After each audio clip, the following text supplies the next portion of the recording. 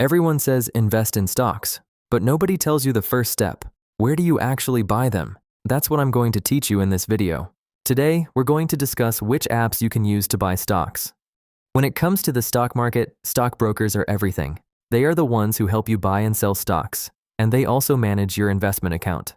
For example, if you buy Google stock, your broker holds the stock in your brokerage account and keeps track of your ownership.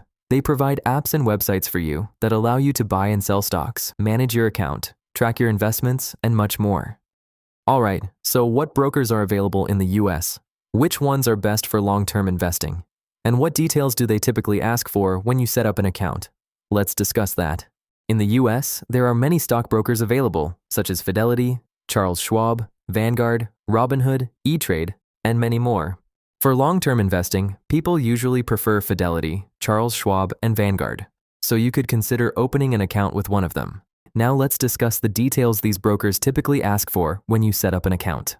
They usually ask for information such as your email address, full name, date of birth, social security number, address, phone number, employment status, income range, and bank account details. I know that's a lot. Just simply fill out the required information and complete the setup process.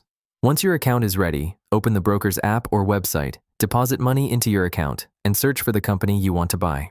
Whether you want to buy Apple, Microsoft, or any other stock, it will appear in the search results and you can purchase your first stock. And here's the cool part. You don't need hundreds of dollars to buy a share. Even if you only have $1, you can still invest in companies like Apple, Amazon, or whatever stock you want, because many brokers now offer fractional shares, allowing you to buy a small piece of that share.